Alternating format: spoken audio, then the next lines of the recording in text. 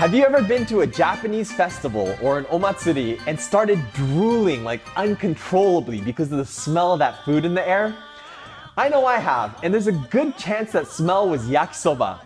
Today, I'm gonna be showing you my secrets to making this delicious street food at home, so stick around.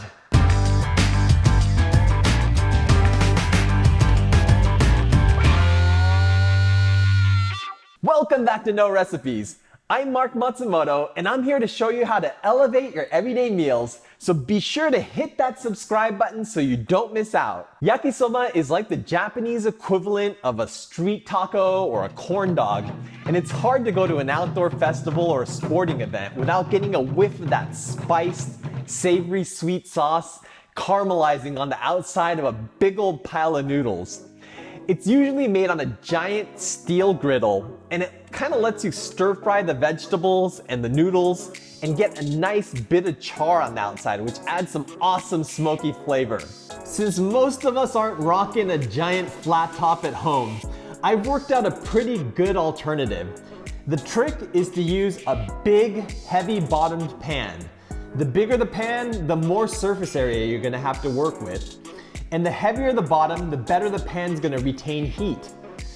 Now that we've got that sorted out, let's check out the ingredients. For the yakisoba sauce, we're gonna use some Worcestershire sauce, ketchup, honey, oyster sauce, and white pepper. For the yakisoba, I have some fresh ramen noodles, some oil for the noodles and for the stir fry, some thinly sliced pork belly, some onions, cabbage, and carrot. I also have some aonori flakes and benishoga, which I'm gonna use to garnish the yakisoba. Let's start with the sauce. I'm gonna add the Worcestershire sauce, ketchup, honey, oyster sauce, and white pepper to a bowl and mix them together.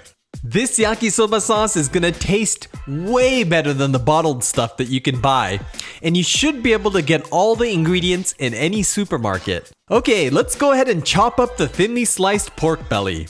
If you can't find pork belly, you can use bacon, but you'll need to cut back on the amount of sauce you use to account for the extra salt. Now I'm gonna chop up some cabbage, some onions, and some carrots. This is the most traditional mix of veggies, but you can really use any combination of vegetables you have on hand. Now I'm gonna boil the noodles.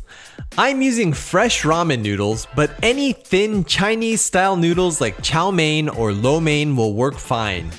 Once the noodles are cooked, drain them and rinse them thoroughly in cold water. The idea here is to remove any excess starch from the surface of the noodles that might make them stick together. Now just give them a few good shakes to get rid of any excess water.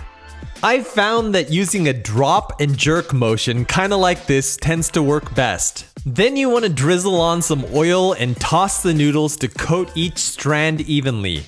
This is important or you're gonna end up with a sticky, tangled mess. Okay, I've got a very heavy cast iron griddle here that I've preheated over high heat. And I'm gonna go ahead and add the oil and the pork belly and use 2 spatulas to break them up and stir fry them.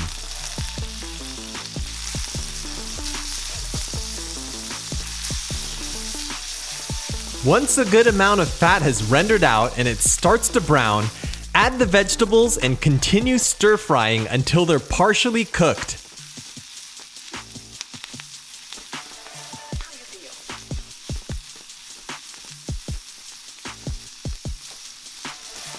Now I'm gonna go ahead and clear a little space for the noodles, and then I'm gonna add the noodles.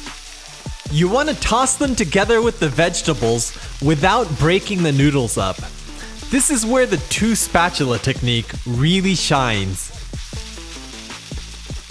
Let's go ahead and drizzle on our sauce. Oh man, that smells so good. Now we just need to toss everything together until the noodles are just starting to get some brown crispy bits. That looks about right. What do you guys think? I like serving my yakisoba with tons of fragrant aonori flakes and a pile of tangy benishoga on top.